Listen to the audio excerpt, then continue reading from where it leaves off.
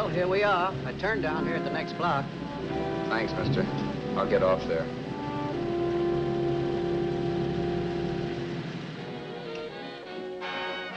Want anything else? No. Hey, you. Me? Yeah, you. It's where you heading? East. Too bad. I thought if you was heading north, I might be able to help you out. I'm pushing to Salt Lake, and I don't like to ride it alone at night. I'm one of those guys that got to talk or I fall asleep. Oh. Sure, now, my partner, he's got Lou to keep him company, but I ain't got nobody at all. Where you coming from? West. Yeah, sure, I know, but where, L.A.? Maybe. I got a cousin out in L.A. You don't say. Yeah, he's been out. You're not much of a talker, are you? My mother taught me never to speak to strangers. Oh, a wise guy. So what? Okay, don't get sore. Just trying to be sociable, that's all. Hey, Glamorous. You change for a dime, will you?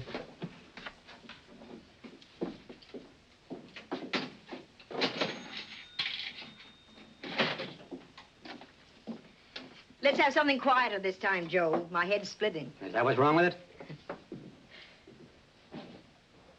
Done with your coffee? No. And don't rush me, will you?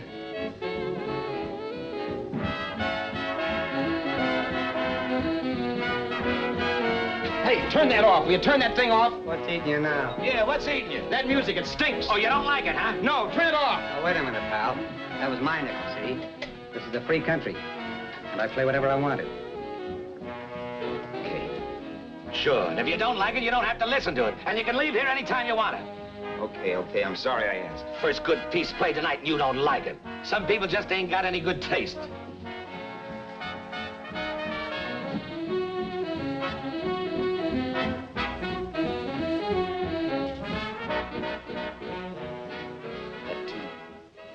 That tune. Why was there always that rotten tune? Following me around, beating in my head, never letting up.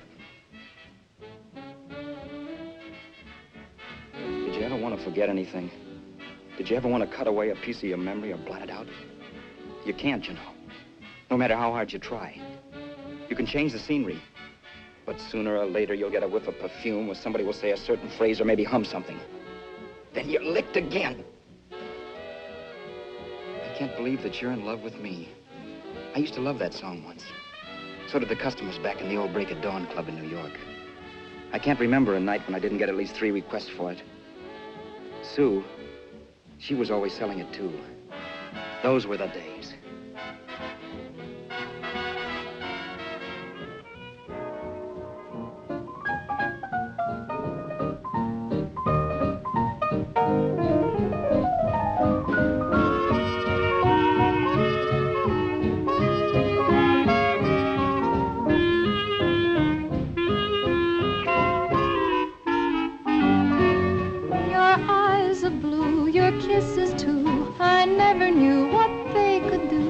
I can't believe that you're in love with me. You're telling everyone you know that I'm on your mind each place you go. They can't believe that you're in love with me. I have always placed you far above me. I just can't imagine that you love me.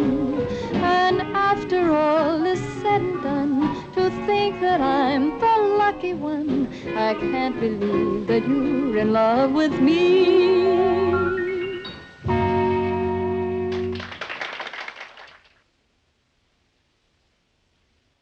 It wasn't much of a club, really. You know the kind. A joint where you could have a sandwich and a few drinks and run interference for your girl on the dance floor. I pounded the piano in there every night from 8 until the place closed up, which usually meant 4 in the morning. A good job as jobs went in those days. Then, too, there was Sue, who made working there a little like working in heaven. But how we felt about each other, well, there was nothing very unusual in that. I was an ordinary healthy guy, and she was an ordinary healthy girl, and when you add those two together, you get an ordinary healthy romance, which is the old story.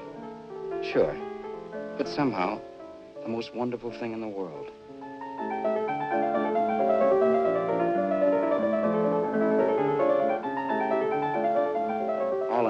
was a pretty lucky guy.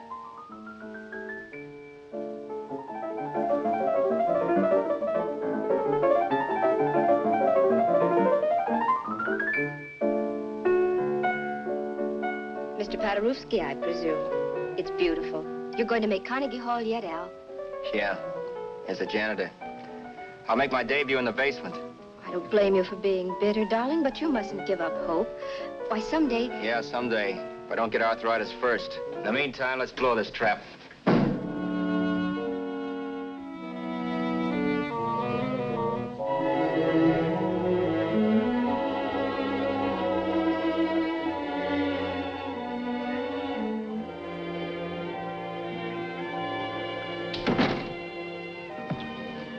Like to get something to eat, hon? Oh, I don't think so, Al.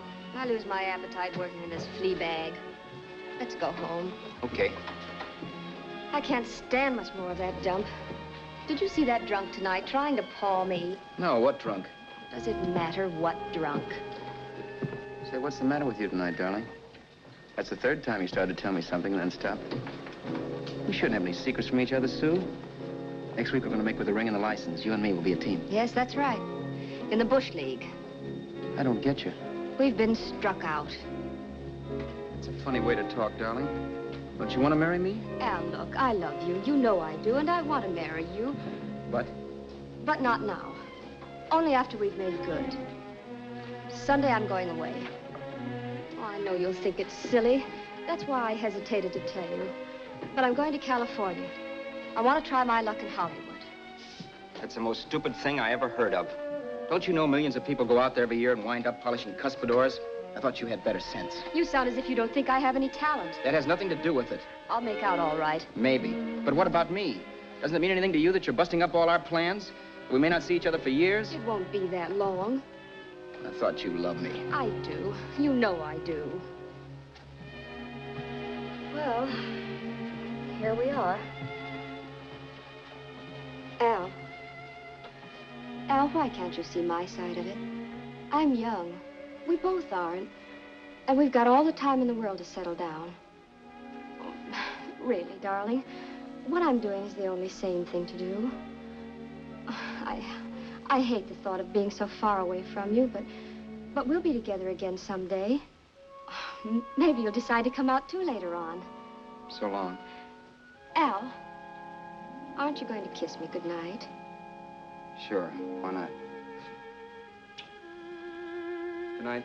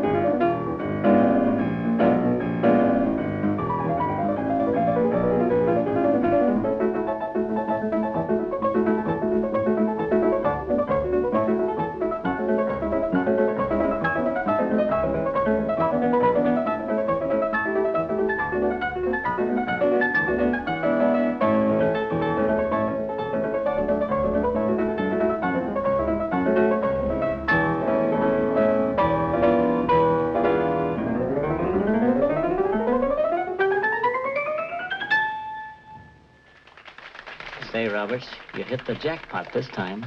$10. Thanks.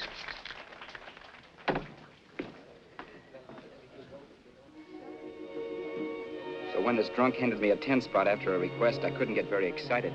What was it, I asked myself? A piece of paper crawling with germs. It couldn't buy anything I wanted. It couldn't... Then I thought of something. Long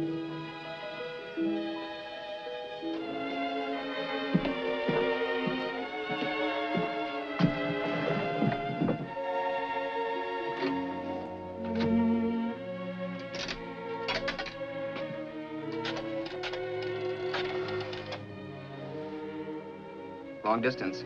I'd like to put a call through to Los Angeles. Miss Harvey.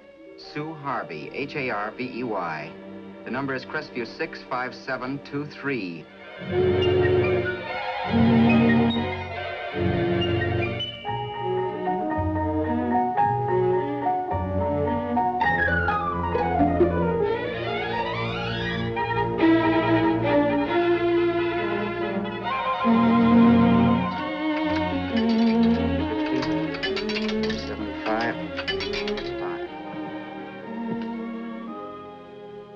Hello, Sue?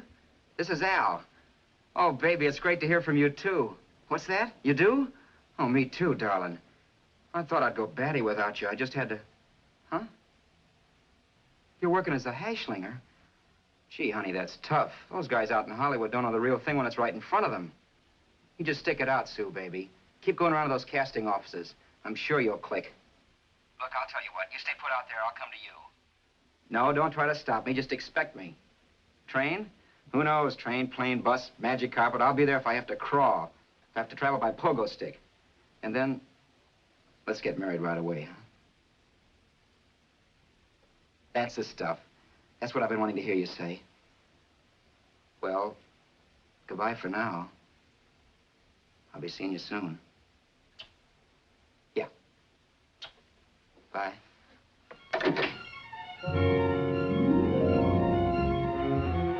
The way I could cross country was to thumb rides. For even after hawking everything, I only had enough money to eat. Money. You know what that is. It's the stuff you never have enough of. Little green things with George Washington's picture that men slave for, commit crimes for, die for. It's the stuff that has caused more trouble in the world than anything else we ever invented. Simply because there's too little of it. At least I had too little of it. So it was me for the thumb.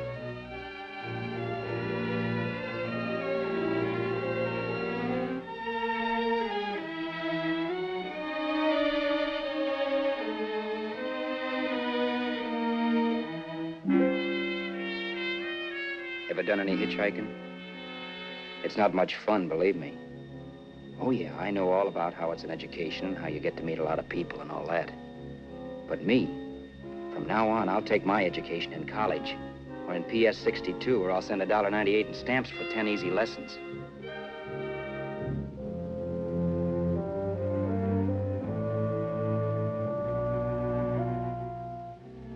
Thumbing rides may save you bus fare, but it's dangerous.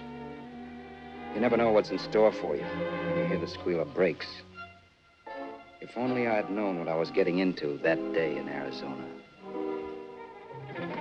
Here, throw that in the back seat. Okay, let's go. Make sure that door's closed.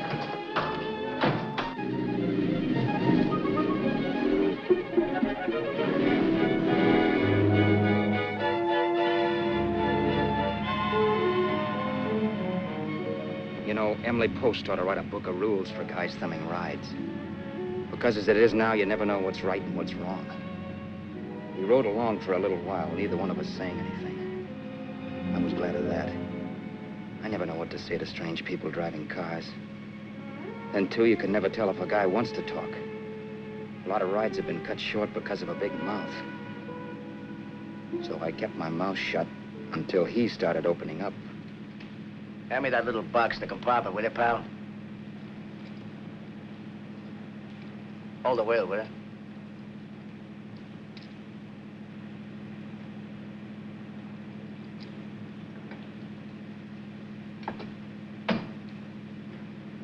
How far are you going? L.A. Wow, you're really traveling, aren't you? Yeah, but I don't expect to make it for a couple of years at the rate I've been promoting rides. Not much luck, huh? Sure, all bad. Not many people stop for a guy these days. Afraid of a stick-up, maybe. They can't blame him. Where you coming from? New York? Well, New York. You're in luck this time. I'm going all the way. Right through to Los Angeles. You drive a car? Sure. Whenever you're tired, let me know. I'll holler. I guess at least an hour passed before I noticed those deep scratches in his right hand. They were wicked. 3 puffy red lines about 1/4 of an inch apart. He must have seen me looking at them because he said, Beauties, aren't they? They're gonna be scars someday. What an animal. Whatever it was, it must have been pretty big and vicious to have done that. Right on both counts, New York. I was tussling with the most dangerous animal in the world. A woman. She must have been Tarzan's mate. Looks like you lost the bout. It certainly wasn't a draw. You know, there ought to be a law against dames with claws. Yeah. I tossed her out of the car in her ear. Was I wrong? Give a lift to a tomato, you expect her to be nice, don't you? Yeah. After all, what kind of dame son rides? Sunday school teachers? Yeah. A little witch. She must have thought she was riding with some fall guy. And me, who's been booking horses around racetracks since I was 20. I've known a million dames like her. 2 million. Yeah. Stopped the car, opened the door. Take it on the Arthur Duffy sister, I told her. That's the stuff. As I was done, huh? But if you want to see a real scar, brother, get a load of this. What? I got that one, Detour. Dooley? Yeah, we're just kidding, of course. My dad owned a couple of Franco-Prussian sabers. Kept them on the wall for decorations. Well, one day, another kid and I took them down. When the old man wasn't around. Had a duel. He got me in the arm here. Pretty mean cut. Infection set in later. Yeah, I can see that. Now, give me that box again, will you? Yeah.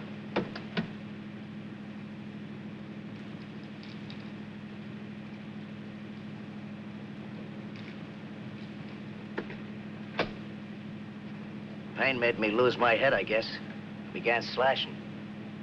Before I knew it, I'd put the other kid's eye out. That was tough. Well, it was just an accident, of course. But you know how kids are.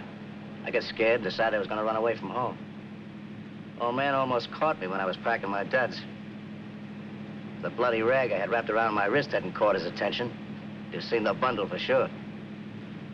But I beat it when he was phoning for a doctor. That was 15, 16 years ago. I haven't been home since. Pull in there for a bite or something, huh? a bite or something. Brother, was I hungry. I hadn't had anything in my stomach for hours. Yet even with that gnawing in the pit of my belly, I didn't want to be in too big a rush to put on the feed bag. First, I had to make sure this guy knew the score. If I got him down on me, it was goodbye ticket to Hollywood. I'll wait out here for you, mister. If it's the money, don't worry about paying for it. This time it's on me. Well, that's white of you, Mr. Haskell, think nothing of it. You make your first million, maybe you can do the same for me. Come on, New York. I gotta make the West Coast by Wednesday. There's a horse running at Santa Anita named Bicycle. Means sell to me if I'm on him. We'll make it all right. He did most of the talking during the half hour we were in the place. I ate. He rambled on about his old man, whom he hadn't heard from since he ran away as a kid. Now he happened to become a bookie. And then all about how he got rooked in Miami. One race, 38 grand. They cleaned out my book. How do you like that? That was tough luck. Yeah, and I'm supposed to be the smart guy. Well, you just wait. I'm going back to Florida next season with all kinds of jack. And you'll watch those stinkers run for cover. Want anything else? No, thanks. I've had plenty.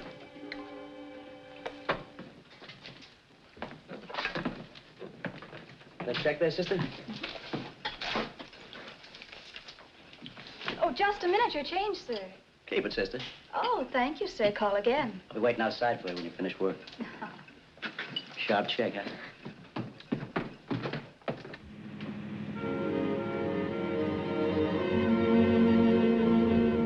I drove all that night while Haskell slept like a log. After a while, I began to get sleepy myself. I was happy, though. Soon I'd be with Sue again. The long trip was practically over, and there'd be no more hoofing it down the concrete.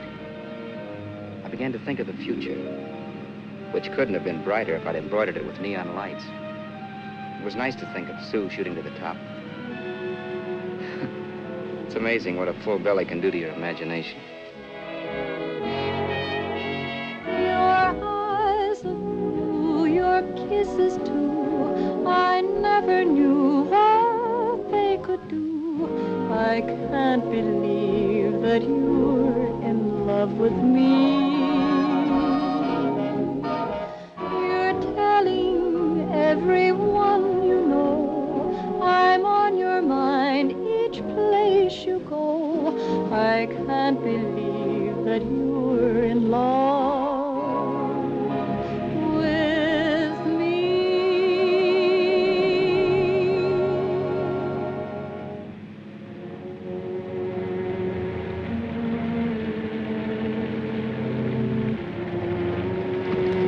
Mr. Haskell. Mr. Haskell. Mr. Haskell, wake up. It's raining. Don't you think we ought to stop and put up the top?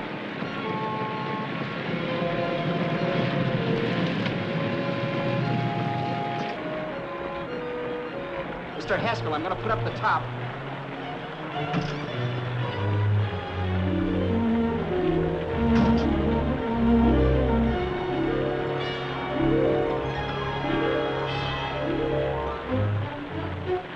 Up until then, I'd done things my way. But from then on, something else stepped in and shunted me off to a different destination than the one I had picked for myself. For when I pulled open that door... Mr. Haskell, what's the matter? Are you hurt? Are you hurt, Mr. Haskell? Start your sermon. I'll listen to it. But I know what you're going to hand me even before you open your mouths. You're going to tell me you don't believe my story of how Haskell died and give me that don't make me laugh expression on your smug faces. I saw it once he was dead, and I was in for it. Who would believe he fell out of the car? Why, if Haskell came too, which of course he couldn't, even he would swear I conked him over the head for his dough. Yes, I was in for it. Instinct told me to run, but then I realized it was hopeless. There were lots of people back down the road who could identify me. That gas station guy and the waitress. I would be in a worse spot then, trying to explain why I beat it. The next possibility was to sit tight and tell the truth when the cops came. But that would be crazy. They'd laugh at the truth. And I'd have my head in a noose. So what else was there to do but hide the body and get away in the car? I couldn't leave the car there with him in the gully. That would be like erecting a tombstone.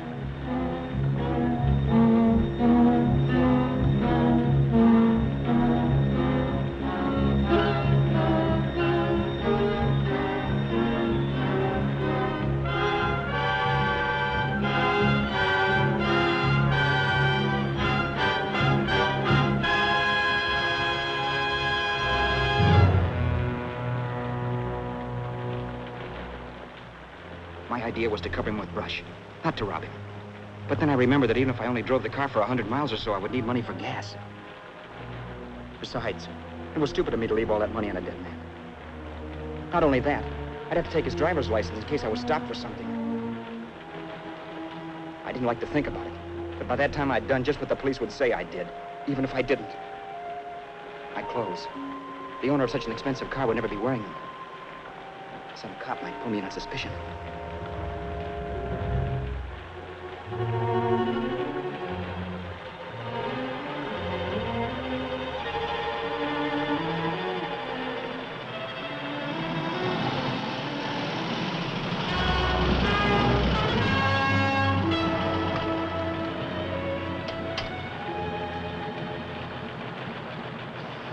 Hey, you, this your car?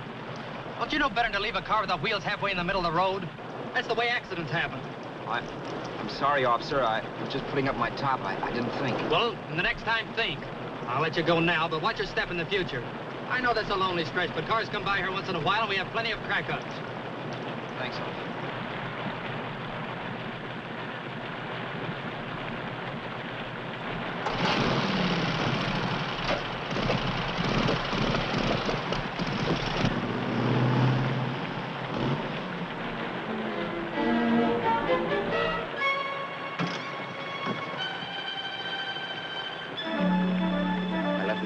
To give me away as Roberts. If they found a dead man in the gully now, it would be me.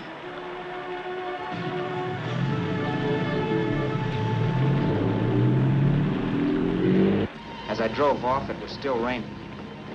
The drops streaked down the windshield like tears. I kept imagining I was being followed and that I could hear sirens back in the distance. Just how long it took me to cover the 60-odd miles to the California state line, I don't know. I lost all track of time. But the rain had stopped and the sun was up when I pulled up to the inspection station. Hello? Carrying any fruits or vegetables? No. Any livestock or poultry? No. I'd see your registration and driver's license, please. Anything in the baggage compartment? Just baggage. Charles Haskell, Jr., age 30, brown eyes, dark hair. Identifying marks, none. Are you Charles Haskell, Jr.? Yes. Well, remember, if you're employed and you stay over 30 days, you take out California plates. All right, officer, but I'll only be in the state a short while. Right, you can go now.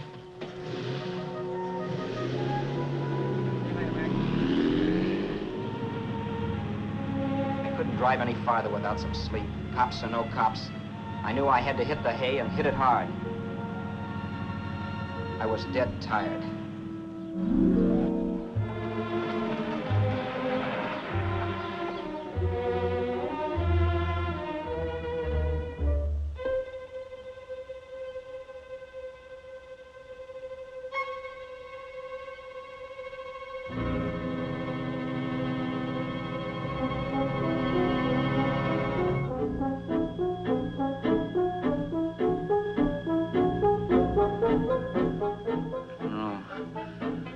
You can't, Mr. Haskell. No.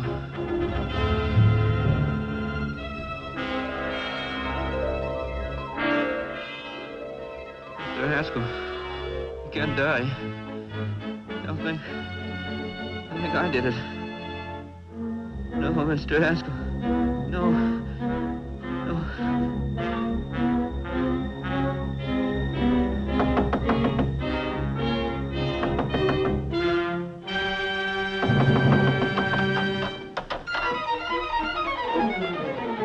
Who's there? It's the maid. Can I come in and clean? Later. In a half hour. All right, sir.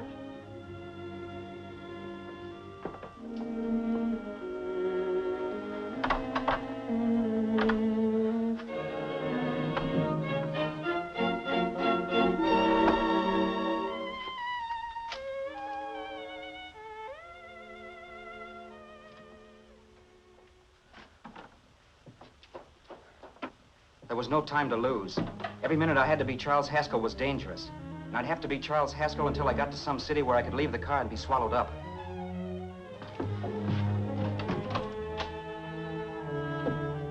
That meant driving the car as far as San Bernardino, maybe even to Los Angeles. In a little town, I might be noticed, but in a city, I should be safe enough. Then, after I ditched the car, I could go on to Sue. But those 5 minutes at the state line made me realize it might be a good idea to find out a little bit about Mr. Haskell. Then, if anybody asked me questions, I could give the right answers. The first thing I found out was that I had $768. This was a lot of jack, but believe me, it was the kind of money I'd rather not have.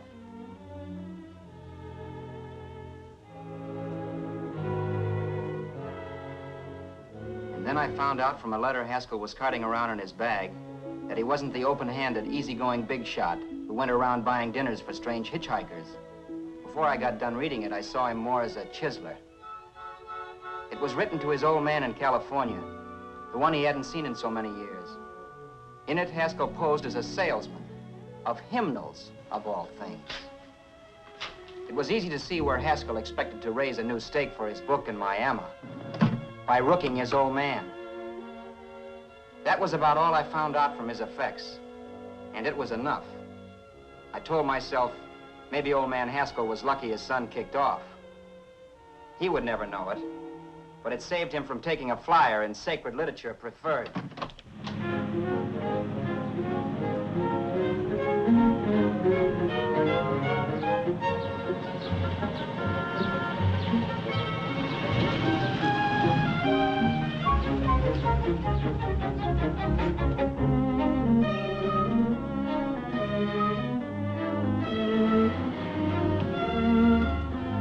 Near the airport at Desert Center, I pulled up for water. There was a woman. Hey, you! Come on if you want to ride.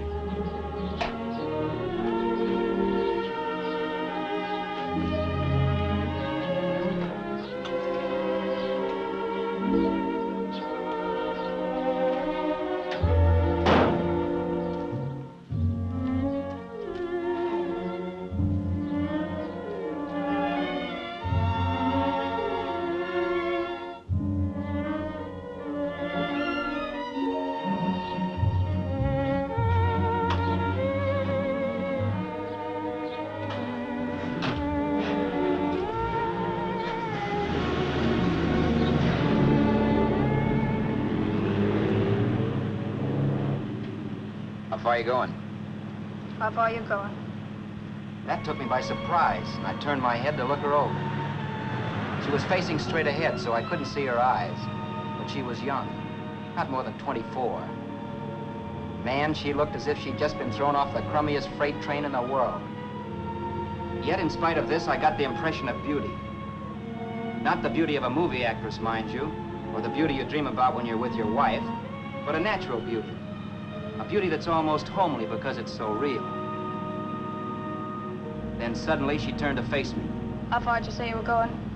Los Angeles? L.A.? L.A.'s good enough for me, mister. That's what I was afraid of. What'd you say? Oh, nothing, just thinking out loud. People get in trouble for doing that. What's your name? You can call me Vera if you like. You live in Los Angeles? No. Where are you coming from? Oh, back there. Needles? No. Oh, sure, Phoenix. You look just like a Phoenix girl. Are the girls in Phoenix that bad? The girl must have been pretty tired, because she fell asleep not 20 minutes after she stepped into the car. She lay sprawled out with her head resting against the far door, like Haskell. I didn't like that part of it much, but I didn't wake her up. It wasn't that this girl still worried me.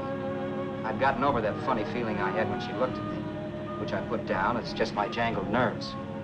With her eyes closed and the tenseness gone out of her, she seemed harmless enough. And instead of disliking her, I began to feel sorry for her. The poor kid probably had had a rough time of it. Who was she, anyway? And why was she going to Los Angeles? And where'd she come from in the first place? The only thing I knew about her was her name. Not that it made any difference. A few hours more and we'd be in Hollywood. I'd forget where I parked the car and look up Sue. This nightmare of being a dead man would be over. Who this dame was, well, it was no business of mine. Where did you leave his body? Where did you leave the owner of this car? You're not fooling anyone. This buggy belongs to a guy named Haskell. That's not you, mister. You're out of your mind. That's my name, Charles Haskell. I can prove it. It's my driver's Save license. yourself the trouble, mister. Having Haskell's wallet only makes it worse. It just so happens I rode with Charlie Haskell, all the way from Louisiana. He picked me up outside of Shreveport. You rode? You heard me. Then it all came back to me. All the talk about dueling and scars and scratches. There was no doubt about it. Vera must be the woman Haskell had mentioned. She must have passed me while I slept. Well, I'm waiting. My goose was cooked. She had me. That Haskell guy wasn't dead yet. He wasn't stretched out stiff and cold in any Arizona gully. He was sitting right there in the car, laughing like mad while he haunted me. Well? There was nothing I could say. It was her move. Vera, whatever her name was just my luck picking her up on the road. It couldn't have been Helen, or Mary, or Evelyn, or Ruth. It had to be the very last person I should ever have met. That's life. Whichever way you turn, fate sticks out a foot to trip you.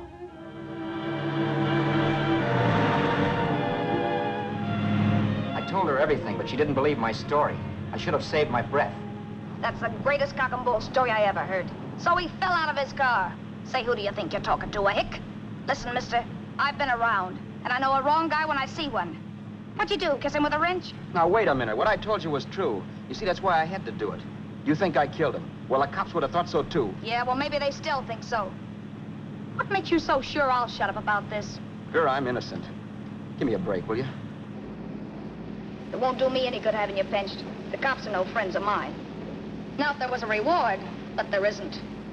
Thanks. Don't thank me yet. I'm not through with you by a long shot. Let's see that roll.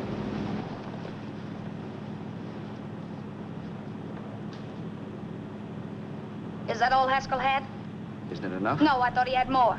Not that I know of. You can search me. You think I'm holding out on you? Well, maybe I will at that. He told me he was going to bet $3,000 on a horse named Paradisical on Wednesday at Santa Anita. He was stringing you along. He meant 300. Maybe. Sure, $3, 300. He was a piece of cheese, a big blowhard. Listen, mister, don't try and tell me anything about Charlie Haskell. Remember, I knew him better than you did. Okay, then you knew he was a four-flusher. That explains the $3,000 bet. I'm not so sure he didn't have that $3,000. Why should I believe you? You got all the earmarks of a cheap crook. Now, wait a Shut minute. up. You're a cheap crook and you killed him. For 2 cents, I'd change my mind and turn you in. I don't like you. All right. Don't get sore. I'm not getting sore, but just remember who's boss around here. If you shut up and don't give me any arguments, you'll have nothing to worry about. But if you act wise, well, mister, you'll pop into jail so fast it'll give you the bends. I'm not arguing. Well, see that you don't. You know, as crooked as you look, I'd hate to see a fella as young as you wind up sniffing that perfume that Arizona hands out free to murderers. I'm not a murderer. Of course you're not. Haskell knocked his own head off. He fell, that's how it happened, just like I told you. Sure, and then he made you a present of his belongings. I explained why I had to do that. Doesn't make a difference one way or another. I'm not a mourner. I liked Haskell even less than I like you. Yeah, I saw what you did to him. What do you mean? Well, scratches on his wrist. Sure, I scratched him. I'll say you did. So your idea was to drive the car a little way, maybe into San Bernardino, and then leave it. You weren't gonna sell it? Sell it?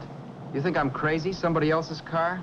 See, all I want to do is leave it somewhere and forget I ever saw it. Not only don't you have any scruples, you don't have any brains. I don't get you. Maybe it's a good thing you met me. You'd have got yourself caught, sure. Why, you dope. Don't you know a deserted automobile always rates an investigation? Huh? Look, the cops find a car. Then they get curious. They wonder where the owner is. So, all right, they don't trace Haskell. They trace you. I never thought of that. The only safe way to get rid of the car is to sell it to a dealer. Get it registered under a new name. Say, stop at the next store. I want to get a bottle and do some shopping before we hit L.A. Okay. As soon as we find a place, I'll drop you off and pick you up later. Nothing doing. You're coming in, too. From now on, you and I are like the Siamese twins. Have it your way, but I don't get the point. The point is, I don't want you to get lost. I'm not going to beat it if that's what you're afraid of. I'll say you're not. Well, I'm going to see that you sell this car so you don't get caught. Thanks. Of course, your interest wouldn't be financial, would it? You wouldn't want a small percentage of the profits. Well, now that you insist, how can I refuse? 100% will do. Fine. I'm relieved. I thought for a moment you were going to take it all. I don't want to be a hog. A few hours later, we were in Hollywood. I was recognizing places Sue had written about. It struck me that far from being at the end of the trip, there was a greater distance between Sue and me than when I started out. Vera wasn't kidding with that Siamese twins crack. She rented a little apartment as Mrs. Charles Haskell. When I objected to this, she explained that it was on account of the car. A dealer might think something was funny if he called and found we were using different names.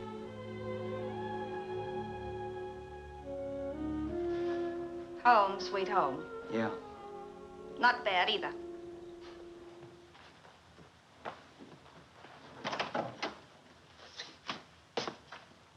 In case there's any doubt in your mind, I'll take the bedroom. Yeah. Sure is stuffy in here.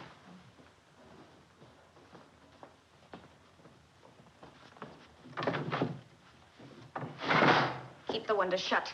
Okay. The old crow downstairs said there's a folding bed behind this door.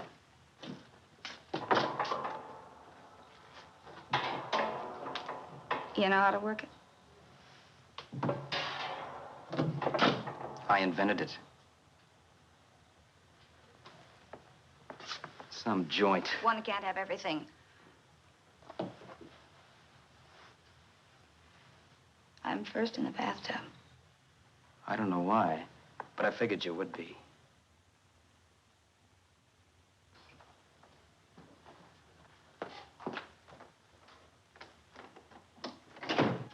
Boy, oh boy. It sure feels good to be clean again. I must be 10 pounds lighter. You must be. Well, hitching rides isn't exactly the way you keep your schoolgirl complexion. I wish that guy with the sax would give up. Gets on my nerves. Forget it. Have a drink.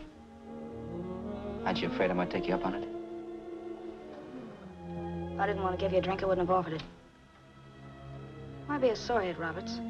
You got yourself into this thing. You should be grateful I'm not turning you in. Why, if I wasn't regular, you'd be in the pen this minute, being photographed, fingerprinted, and being pushed around by the cops. So cheer up. Get rid of that long puss. Or is your conscience bothering you? No. It isn't. Swell. That's the spirit. He's dead and no moaning around will bring him back. Anyway, I never could understand this worrying about something that's over and done with. Now, look, Vera, for the last time, I didn't kill him. Haskell was a sick man. Maybe he was dead before he fell out of the car. I don't know. Sure, he died of old age. All right. So if it'll make you sociable, you didn't kill him.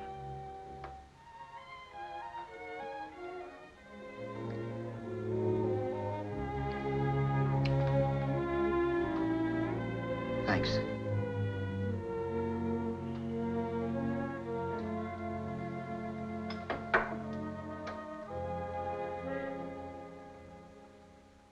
We're out of liquor, Roberts. Yeah. Too bad. I felt like getting tight tonight. Well, I think you succeeded. Am I tight? As a prima donna's corset. That's good. I wanted to get tight. Why? What have you got to get tight about? Oh, I don't know. A few things. You should have my worries. If I had your troubles, I'd stay sober. And I've got the key to that door. Yeah. Maybe you're right. I'm always right. You know, I don't like your attitude, Roberts. Well, there's a lot of things I don't like. Sure. But life's like a ball game. You gotta take a swing at whatever comes along before you wake up and find it's the ninth inning. I bet you read that somewhere. That's the trouble with you, Roberts. All you do is bellyache. But taking it easy and, well, trying to make the best of things. But maybe that's what's wrong with the whole world. Get the professor. People knock themselves out trying to buck fate. Now, take you, for instance. You're lucky to be alive. Why, suppose Haskell had pulled open your door. You'd be playing a harp now. Think of that. You think of it. I'm tired of thinking. There's plenty of people dying this minute. I would give anything to trade places with you. I know what I'm talking about. I'm not so sure. At least they know they're done for. They don't have to sweat blood wondering if they are. Your philosophy stinks, pal. We all know we're going to kick off someday. It's only a question of when. But what's got us on this subject anyway? We'll be discussing politics next. Yeah. Where'd you hide the butts? On the table, sucker.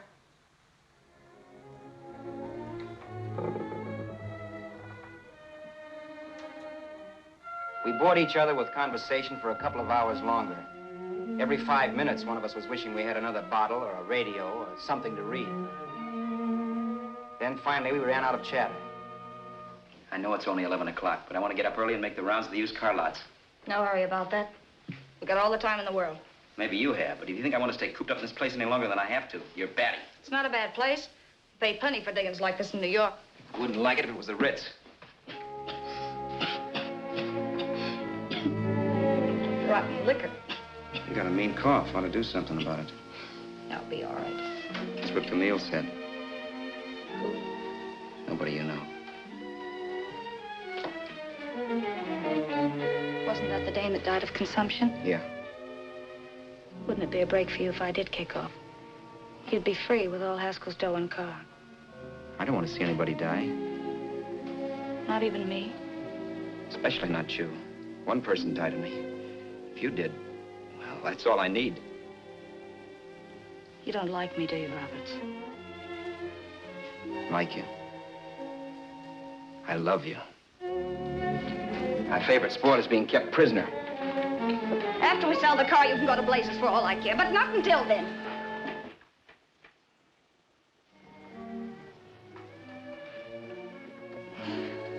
I'm going to bed.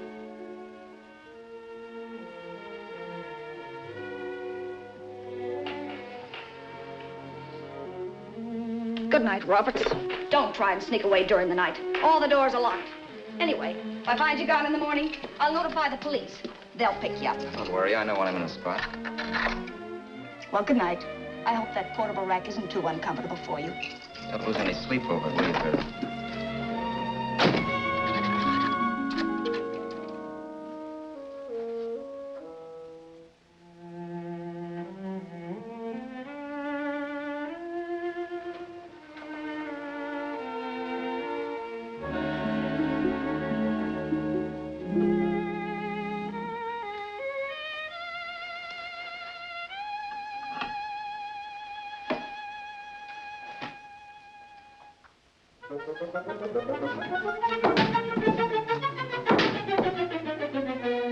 Crestview. 6, 5, 7, 2, 3. Hello? Hello? Hello? Hello?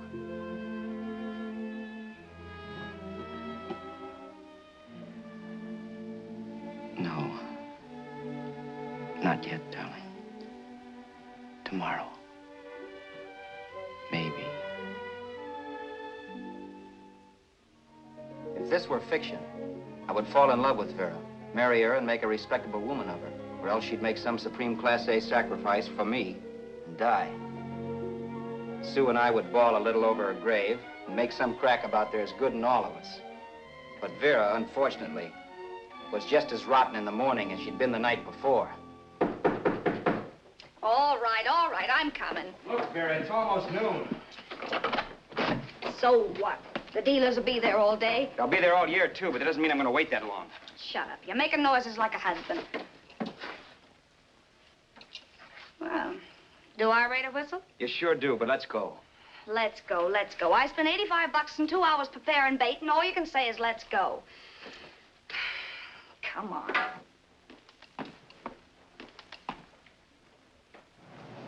We passed a few used car lots last night down this way. What do you think we can get for this heap? I don't know. Plenty. You just let me handle everything. Think we can get $2,000? I don't know, but don't worry. I'll squeeze as much out of this guy as I can. If I let it go cheap without a fight, he might think we've stolen the car. And listen, don't make any slips and call me Roberts.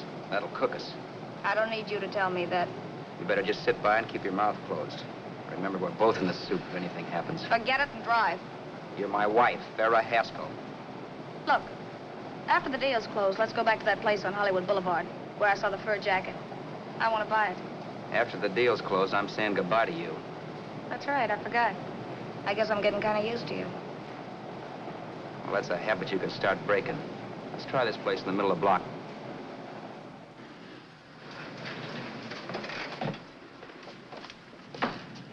Good afternoon. What can I do for you? We're interested in selling a car. If the price is right. Well, if it's in good mechanical condition, it should blue book for about $1,600. Tony, take a look at this motor. 1,600. Are you kidding?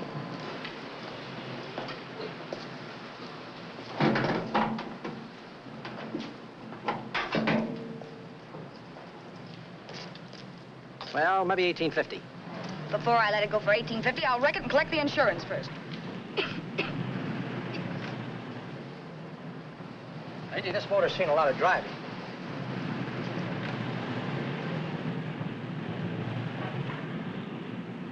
While the mechanic inspected the car, we haggled. At last, when we were all worn out, we hit a compromise. His price. Okay, it's a deal. All right, come in, we'll sign the papers. I have the ownership papers right here with me. Look, Vera, in the meantime, will you clean out the dash compartment? There may be some stuff in it. All right, darling. 1,850 bucks. That dirty crook.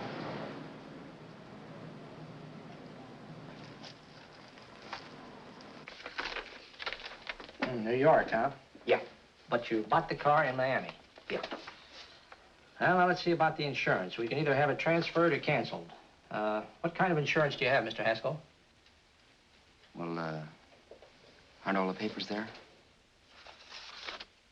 I don't see any. Surely you know what type of insurance you carry in the car. The name of the company? Yeah, but, Well, if you'll just tell me the name of the company, I'd be very glad to take care of all the details. well, Did you sign the papers yet? not yet. Well, don't. We're not selling the car. Oh, wait a minute, Mrs. Haskell. Come on, darling. What's the matter? You changed your mind? Yes, I'm sorry. I guess I have. But, Vera... Let's go.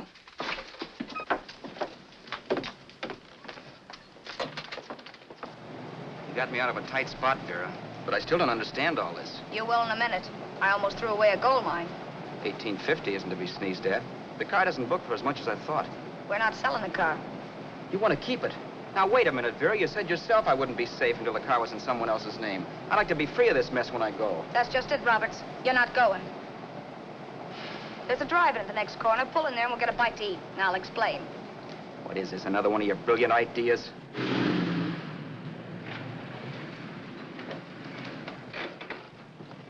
Oh, may I take your order? Make mine a ham sandwich and coffee. And for you, sir? Oh, I don't care. The same. Thank you.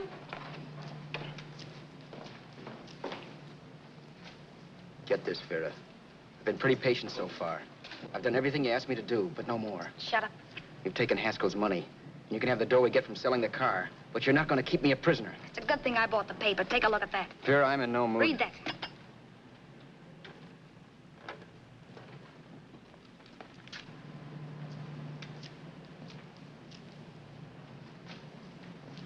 No. Yes. No, I won't do it. Yes, you will. You think I'm crazy? It's impossible, I tell you. Excuse me.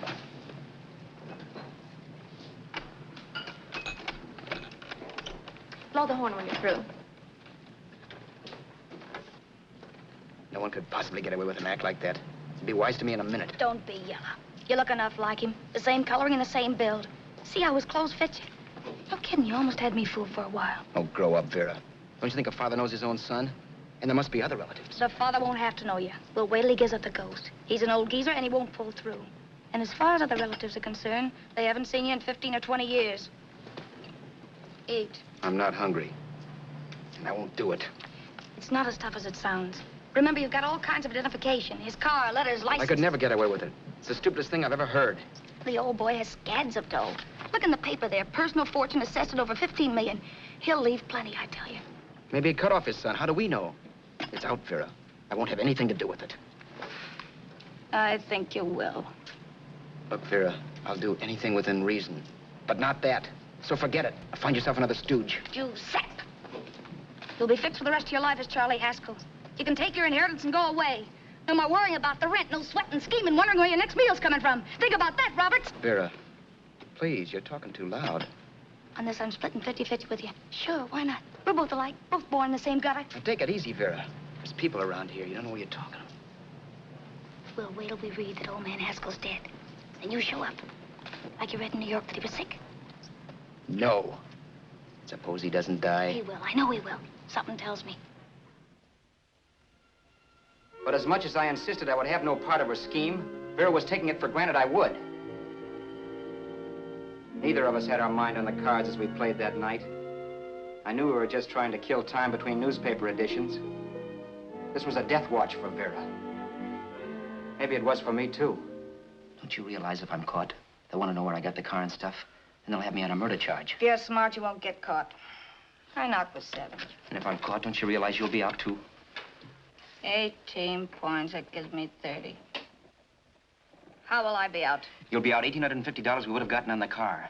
Really, Vera, you'd be an awful chump if you threw away all that dough on a dizzy long shot. Let me sell the bus tomorrow. With the money it'll bring and what you've already got, a clever kid like you can run it up in no time. Then we'd both be in the clear. I'll be in the clear anyway. Maybe. Maybe. But if I got caught, I'd get good and sore at you, you know. You mean you'd squeal? Oh, no, not squeal exactly. Never mind what you meant. Even if you did tell the cops I was in on it with you, what could they do to me? They might give me the same medicine they gave you. Yeah. A rope. But I'm on my way anyhow. All they'll be doing will be rushing it. All right. But think of the $1,850 you'd lose. You'd kick yourself along the block if you ever let it get away from you. I'll take the chance. Want another drink? You're being a goon. That's the way people wind up behind the 8 ball. Once they get a few dollars, they become greedy and want more. My. Caesar. Who? You know that Roman general? He got his for being greedy. He wasn't satisfied, so the final wind-up was he took the count. A couple of days ago, you didn't have a dime. Why, you were so broke you couldn't pay cash for a postage stamp. Now you've got almost $700 with $1,850 in the offing. Take my advice. Don't try for more. I'm tired of this game. Let's have some blackjack. Play solitaire. Okay, I will if that's the way you feel about it. That's the way I feel about it. Getting sore and throwing things won't help much, Roberts. I'm really doing you a favor. I help you out of a jam by keeping my mouth shut. I show you how to make some soft money. And what thanks do I get? Thanks. Sure. Or would you rather call the cops and told him you killed a man and stole his money? I didn't kill anybody. Yes, you did. No, I didn't. You know I didn't. All right, then. Suppose I call the cops. If you're innocent, what do you got to be scared of? Okay. Call him, you mutt. Go ahead and call him. See if I care. At least they'll give me a square deal. You want me to call them? You heard me. But I'm warning you. If I'm pinched, I'll swear you were in on it. I'll say that you helped me. If I fry, I'll get even with you. You wouldn't dare. You didn't. Yeah? Then try it and see. Call them. Yeah. Okay, I will.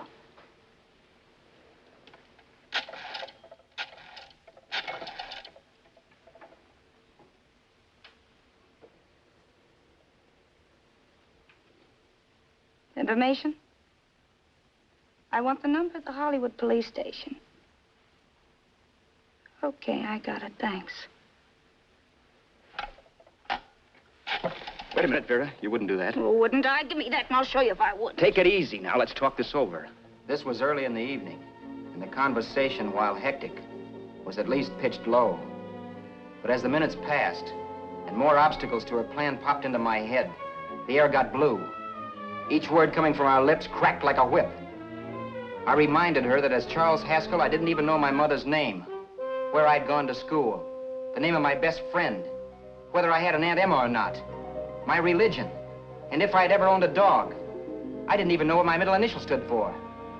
I also pointed out that the real Haskell had a scar on his forearm. His people never saw that scar. He told me he ran away right after putting out the kid's eye. Yeah, but his father knew he was cut. It'd have to be some kind of a mark. So what? The old man's dead, or will be. I hope by tomorrow morning's papers. Anyway, you could cut yourself a little, couldn't you?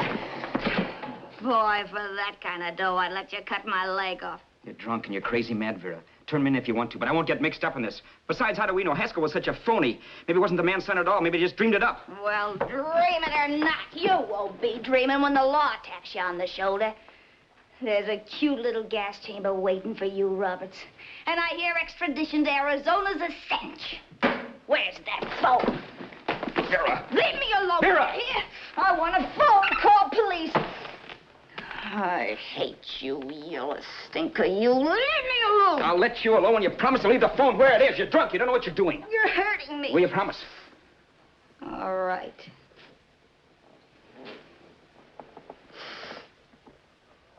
You hurt me. I'm sorry, but... And it's hot in here. Open up the window. It's not hot. Don't tell me. Now, do you do it or do I do it? You're no gentleman, see? Yeah. All right. I'll open up the window. Vera!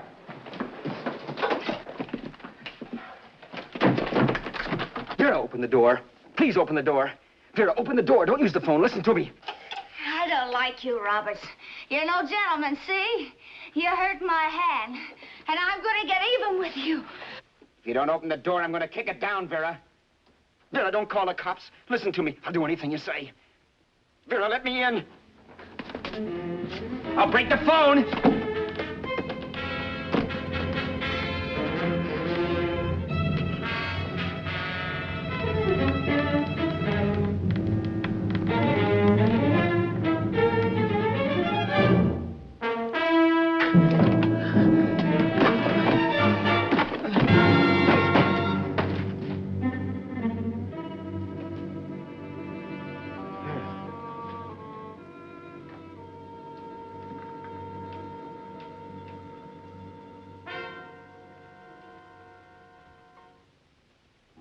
The world is full of skeptics. I know. I'm one myself. In the Haskell business, how many of you would believe he fell out of the car? And now, after killing Vera without really meaning to do it, how many of you would believe it wasn't premeditated? In a jury room, every last man of you would go down shouting that she had me over a barrel and my only out was force. The room was still. So quiet that for a while I wondered if I had suddenly gone deaf. It was pure fear, of course. And I was hysterical, but without making a sound. Vera was dead, and I was her murderer. Murderer. What an awful word that is. But I'd become one. I'd better not get caught. What evidence there was around the place had to be destroyed. And from the looks of things, there was plenty. Looking around the room at things we'd bought was like looking into the faces of 100 people who'd seen us together and who remembered me. This was the kind of testimony I couldn't rub out. No. I could burn clothes and hide bottles for the next 5 years. There'd always be witnesses. The landlady, for one. She could identify me. The car dealer, the waitress in the drive-in, the girl in the dress shop, and that guy in the liquor store. They could all identify me. was cooked. Done for. I had to get out of there. While once I'd remained beside a dead body, planning carefully how to avoid being accused of killing him, this time I couldn't. This time I was guilty. I knew it. Felt it. I was like a guy suffering from shock. Things were whirling around in my head. I couldn't make myself think right. All I could think of was the guy with the saxophone and what he was playing. It wasn't a love song anymore. It was a dirge.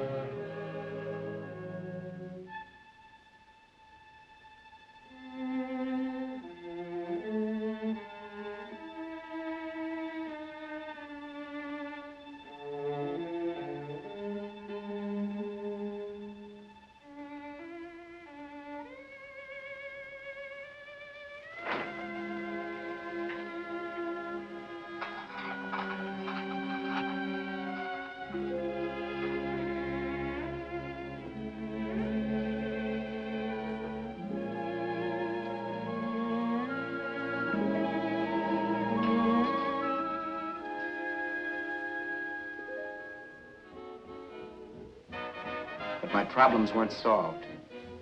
I had to stay away from New York for all time because Al Roberts was listed as dead and had to stay dead. And I could never go back to Hollywood. Someone might recognize me as Haskell. Then, too, there was Sue. I could never go to her with a thing like this hanging over my head. All I could do was pray she'd be happy.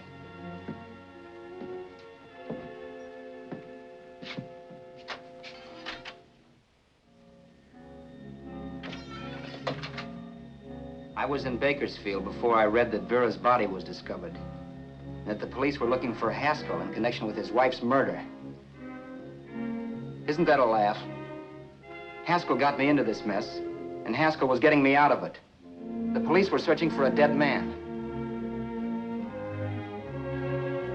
I keep trying to forget what happened, and wonder what my life might have been if that car of Haskell's hadn't stopped. But one thing I don't have to wonder about.